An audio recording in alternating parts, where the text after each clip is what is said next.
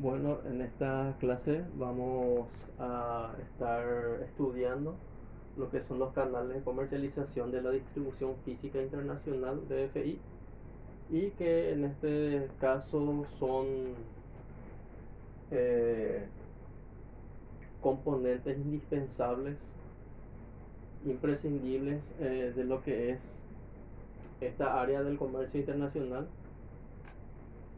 Y entonces, teniendo a mano nuestro material de lectura, entonces definimos los canales de comercialización de la distribución física internacional como el conjunto de flujos o cadenas comerciales por medio del cual un producto llega desde el productor, proveedor, despachador, fabricante o de otro punto de origen hasta el consumidor o usuario final.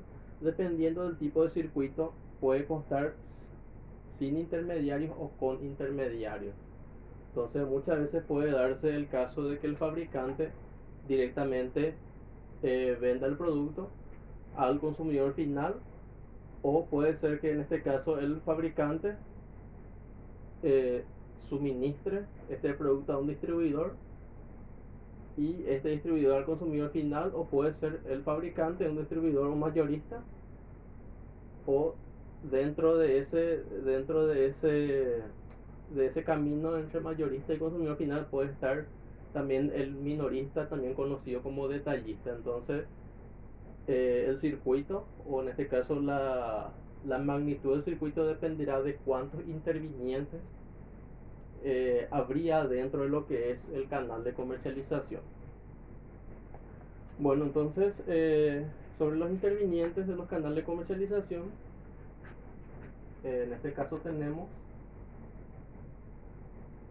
cuatro, pero esto podía aumentar también, como les había dicho, dependiendo de que si se van adicionando más intervinientes. Entonces, tomando como base cuatro intervinientes, entonces tenemos el fabricante, que es, en este caso,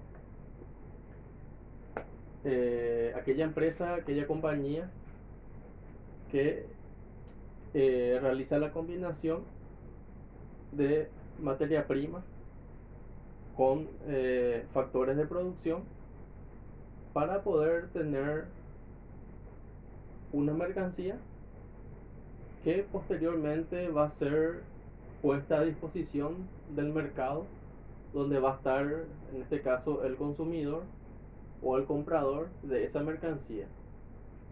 Entonces, el fabricante es dentro de lo que o sea que en este caso dentro de la cadena o dentro de los canales, entonces es el eslabón que eh, fabrica, o en este caso realiza los procesos de manufacturación necesarios para poder tener, o para que esa mercancía sea una realidad.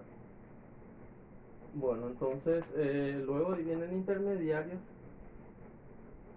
que son, en este caso, podrían ser personas o podrían ser en este caso empresas que realizan actividades de enlace entre el fabricante con comercios, o en este caso distribuidoras, que posteriormente estas van a estar, en este caso, suministrándole a otros comercios de menor envergadura, y estas finalmente van a hacer llegar el producto al consumidor o comprador final.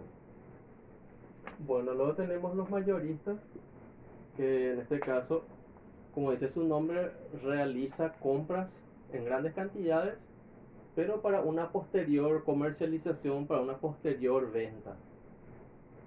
Y estos mayoristas muchas veces pueden vender directamente al consumidor final, o en este caso ser proveedoras de comercio de menores magnitudes a ella, y esto a su vez inclusive pueden vender a un comercio aún más reducido, y estos, en este caso, suministrar o proveerle del producto al consumidor o comprador final.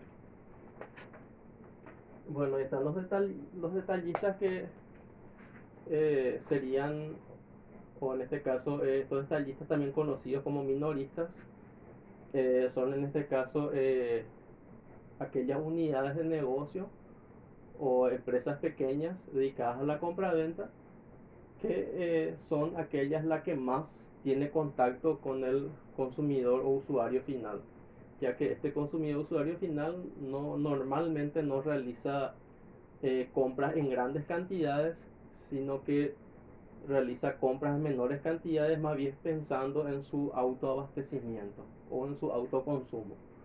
Eh, por ejemplo, una fábrica de leches en cartón o una cooperativa, en este caso de producción de leche entera envasada en cartón. Entonces, a través de un intermediario, o estos intermediarios muchas veces ofician como distribuidores, o si no son distribuidores, entonces ofician de enlace ante una distribuidora, los cuales adquieren grandes cantidades, en este caso de leche, o sea que varias cajas de leches en cartón, y estas a su vez venden a los mayoristas. Estos mayoristas posteriormente revenden a los detallistas, a los minoristas, y estos como en este caso como una culminación de los canales de comercialización en su versión extensa. Entonces finalmente comercializan o venden o proporcionan el producto al consumidor final, quien es el que va a realizar uso de ese bien o de esa mercancía.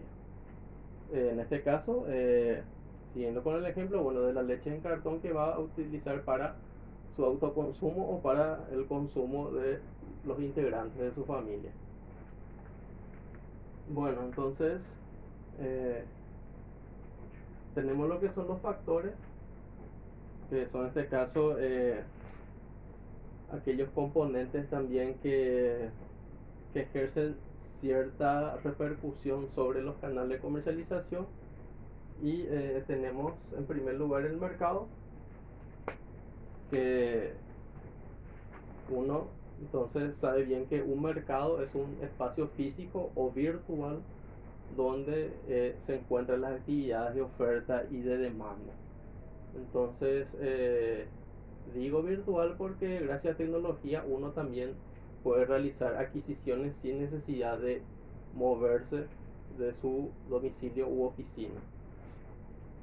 Bueno, entonces cuando hablamos de la oferta, nos estamos entonces dirigiendo a aquellas personas o empresas que fabrican o, o proveen o fabrican y proveen las mercancías para el mercado, o en este caso para los demandantes, que son en este caso aquellos compradores o potenciales compradores de esa mercancía. Y la demanda entonces aglomera a los compradores o potenciales compradores o adquisitores o consumidores o usuarios finales o clientes, que en este caso van a realizar la compra de esa mercadería.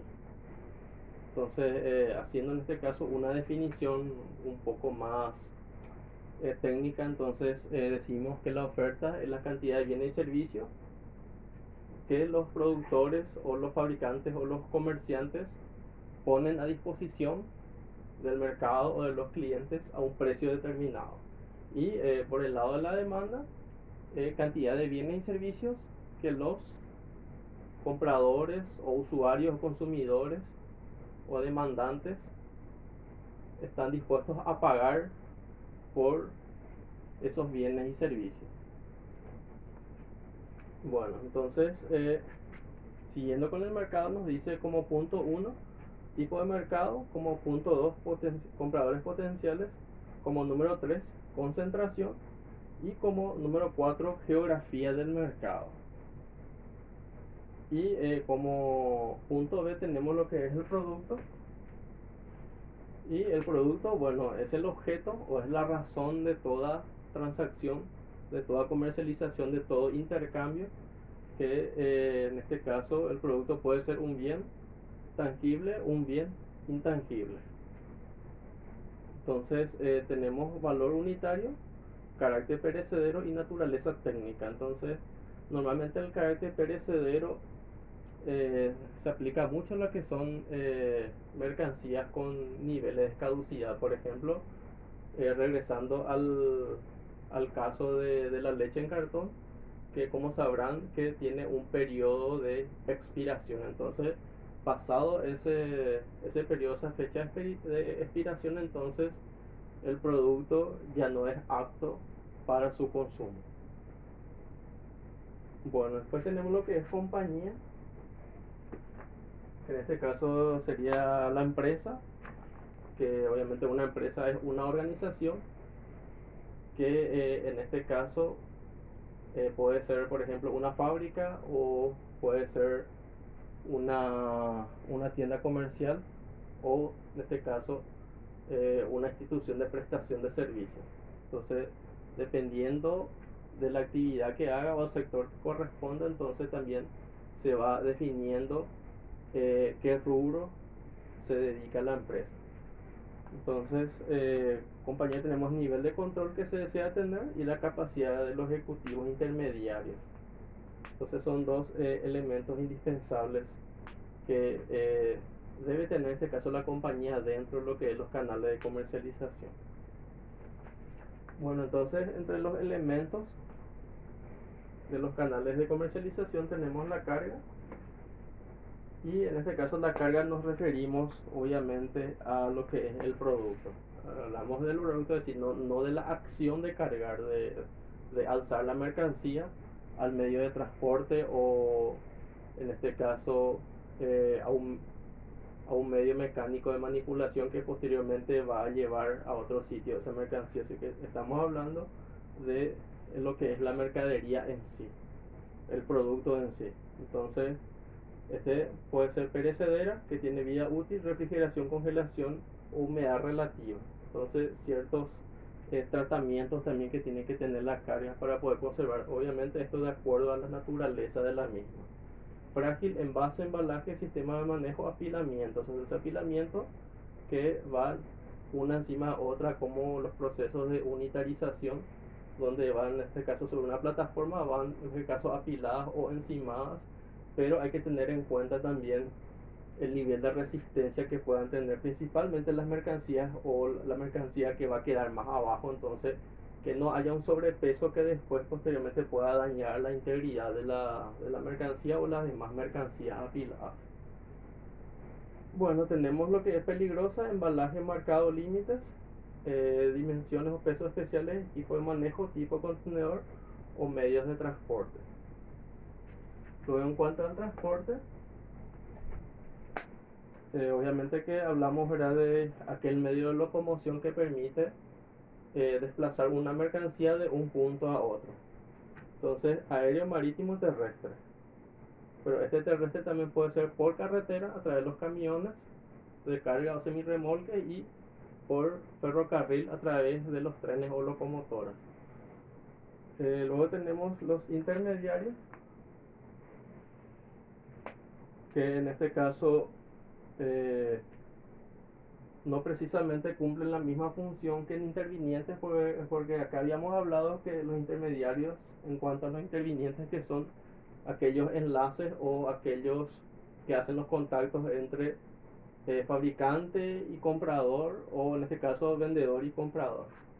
Pero en lo que respecta a los elementos, entonces hablamos de los operadores logísticos, transportistas nacional e internacional, compañías marítimas y fluviales, agentes de aduanas y aseguradoras.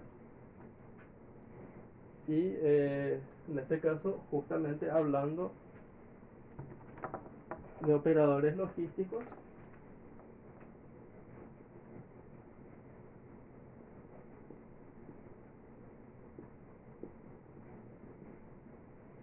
entonces estamos hablando de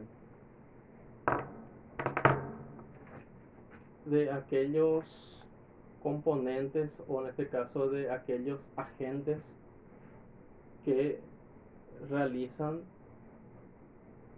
una labor logística dentro de lo que es un canal de comercialización de la DFI.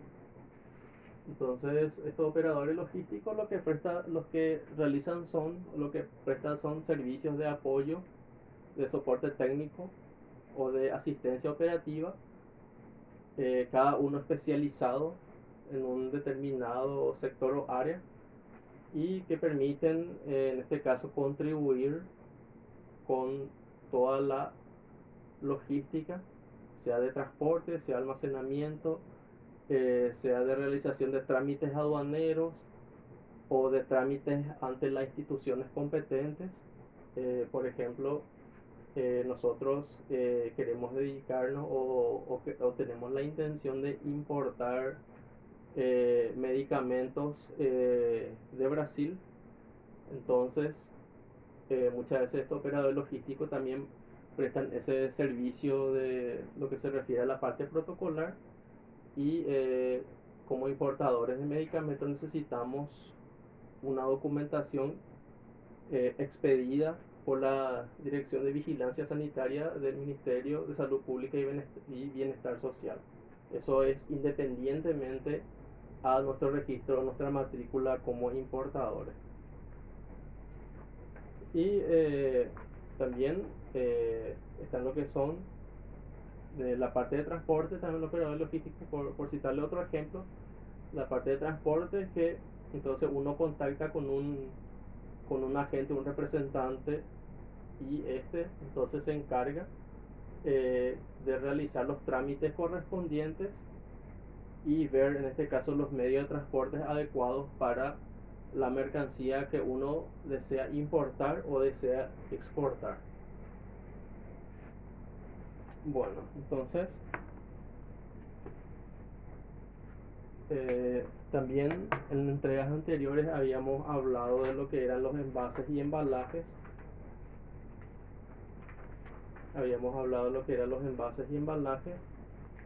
Y en esta parte lo que vamos a ver es relaciones a tener en cuenta. Esto de envases y embalajes, así como le estoy abreviando. Entonces, se están hablando de ciertos aspectos o también de ciertas situaciones que hay que tener en cuenta al momento de poder realizar el diseño, y también otros factores que se deben considerar al momento de no solamente de diseñar, sino que de usufructuar los envases y embalajes. Entonces, por citarles rápidamente, luego ustedes cada uno van a estar leyendo y analizando. Entonces, priorizar contenido del producto, adecuada línea de envasado, estrategia comercial, recorrido geográfico, diseño de carga unitarizada, el seguro, diseño total, normas y reglamentaciones internacionales, patentes y marcas, y facilitar información. Entonces son 10 aspectos esenciales que uno debe tener en cuenta independientemente a las características físicas que debe tener ese envase y embalaje para ese determinado producto o bien de cambio llamado mercancía. Bueno, entonces entrando un poco en la fase práctica, habíamos analizado distintos casos de importación y exportación, y habíamos elaborado este documento que es la factura comercial o el commercial invoice, que en este caso es un comprobante que está avalando, está demostrando una operación de compra-venta internacional, y donde se pone la condición de venta, que en este caso el Incoterm acordado, los datos del importador, los datos del exportador, el tipo de mercancía, la partida arancelaria de esa mercancía, su valor unitario, su valor total, y otros datos complementarios que son indispensables. Bueno, entonces ahora, a partir de este momento, vamos entonces a estar agregando dos documentos más. Por un lado, el certificado de origen, que es aquel comprobante que permite demostrar el origen y la procedencia de esas mercaderías. No solamente permite demostrar la procedencia de esa mercancía o de dónde proviene esa mercadería, sino que esa mercadería, si por ejemplo es proveniente de un país que es del Mercosur, entonces se tiene un beneficio por la parte aduanera, que es el arancel cero. Entonces 0% de arancel, suponiendo que estamos importando polietileno de Argentina, entonces el arancel va a ser cero, pero hay que ver dentro de lo que es el cuadro de tributo aduanero, que en este caso está compuesto por varios elementos, y uno de esos elementos es el arancel aduanero. Entonces ese es lo que va a ser valor cero, pero obviamente después hay que cargar o hay que correr con el pago de los demás elementos que componen el tributo aduanero. Entonces el beneficio que se posee en este caso es que el arancel es cero, pero suponiendo que ese polietileno se compre por ejemplo de Ecuador, entonces hay que mirar la nomenclatura arancelaria para ver cuánto por ciento es el arancel. Entonces hay que abonar, suponiendo que estamos importamos de Argentina polietileno por valor de $50.000, entonces el arancel va a ser cero. Pero estamos importando polietileno desde Ecuador por $50.000, y si en la escala nos dice que es 12% de arancel, entonces tenemos que abonar un arancel de $5.000. Bueno, luego viene lo que es el BL, el Bill of Lading, o el conocimiento de embarque, que es el documento de transporte para la modalidad acuática. Entonces nosotros cuando analizamos los Incoterms habíamos visto que 3 de ellos son exclusivamente la modalidad acuática, y estamos hablando del FAS, del FOB, mejor dicho 4, porque 2 del grupo F más 2 del grupo C, que son después CFR y el CIF. Entonces habíamos hablado que estos son netamente la modalidad acuática, sea marítimo, fluvial o lacustre, aunque el lacustre forma parte de lo que es fluvial, que habíamos dicho que lacustre son en este caso lagos o lagunas que son límites naturales entre dos naciones, pero podríamos en este caso englobar en fluvial todo cauce hídrico que sea inferior a lo que es un mar o un océano. Bueno, entonces este BL es el comprobante de transporte cuando se refiere a modalidad acuática, y que es emitida en este caso por la compañía naviera, es decir, la propietaria de ese buque con el cual se va a realizar el transporte internacional de carga. Y entonces justamente para aplicar esto tenemos el caso 1 de el ejercicio clase 6, que dice, en este caso está planteando haciendo en este caso o en este caso tomando también un ejemplo de lo que es canal comercialización, o sea que un canal corto, que también es llamado directo simple, que es entre un fabricante y un consumidor o usuario final. Entonces un ejemplo, entonces Julio Torres se quiere dedicar al ramo de transporte escolar. Entonces Julio Torres quiere en este caso 2 medios de transporte terrestre que pueda albergar 10 niños en cada uno. Y como Julio Torres no es importador, ni siquiera es ocasional, porque sabemos bien que hay dos tipos en este caso de importadores, que son los habituales y que son los ocasionales. Entonces Julio Torres no forma parte de ninguno de los dos, y tampoco Julio Torres quiere gastar mucho en lo que es una importación ocasional también por todos los papeleos y por la contratación de profesionales que debe hacer. Entonces Julio Torres lo que quiere en este caso contactar directamente con una empresa que en este caso pueda proveerle de esos dos medios de transporte. Bueno, entonces siguiendo, unificando el ejemplo con el caso 1, entonces se realiza una importación en condiciones SIF de Berlín, Alemania, dos camionetas tipo furgón por un valor de 3.000 euros cada uno. Y obviamente que dentro de eso incluye el traslado desde Berlín hasta Hamburgo, porque en Hamburgo está el puerto, que en este caso donde se va a alzar esta carga, en este caso estas dos camionetas tipo furgón, en una embarcación marítima que luego va a venir hacia nuestro continente y de ahí luego va a partir al Paraguay. Entonces vamos a suponer viene a nuestro continente, desembarca por ejemplo en el puerto de San Pablo o de Montevideo o de Buenos Aires, y de ahí entonces realiza, o en este caso se realiza un transbordo o continúa el viaje por una embarcación fluvial hasta llegar a uno de los puertos de nuestro país.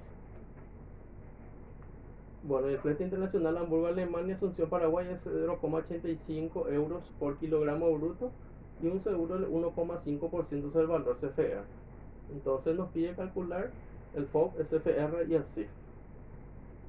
Bueno, entonces luego de ese cálculo nos pide el llenado de la factura comercial con los datos tanto del importador como del exportador. Y luego tenemos datos para la factura comercial, pero donde dice datos del importador, entonces van a poner ustedes sus nombres como si fuera que ustedes son los que están realizando la compra desde Alemania, pero en este caso para poder realizar el trabajo o en este caso ustedes realizan el trabajo de importación para poder venderle estas dos camionetas a Julio Torres para después usufructuarlo en el servicio de transporte escolar. Bueno, entonces obviamente que este valor CIF va a constituir un costo de importación y luego hay que adicionarle los demás costos, por ejemplo el despacho y de otras cargas logísticas que se incurren en este caso en costos para poder en este caso tener lo que es el costo hasta depósito o el costo de importación total. Y eso también incurre en gastos administrativos, comerciales y financieros que sumados todos nos da un costo total, o un costo o un gasto total. Y al sumarle la utilidad pretendida, vamos a tener el precio de venta. Y ese es el precio por el cual ustedes después le van a vender a Julio Torres esos furgones. Bueno, entonces tienen los datos para la factura comercial. Tienen también tienen la factura comercial acá para el llenado, pero en una carpeta aparte van a tener el certificado de origen y el conocimiento de embarque o BL o Bill of Lading, también en blanco, y están los datos acá del Bill of Lading y el dato para el certificado de origen para que ustedes puedan proceder al llenado de los mismos de acuerdo a los datos que tienen aquí. Si por alguna razón en la casilla de uno de los documentos le figura un dato que hay que colocar y no hay acá, entonces ustedes con una pequeña raya van eliminando espacios en blanco. Bueno, entonces como caso 2, siguiendo con el ejercicio clase 6, viene lo que es la parte de las fórmulas. Entonces, mirando el material clase 6, van a ver que hay una serie de fórmulas ahí y esas fórmulas en este caso sirven para poder calcular los valores FOB, CFR, CIF, o el valor FCA, CPT y SIP, y también más adelante el valor de otros encontrar también mediante cálculo.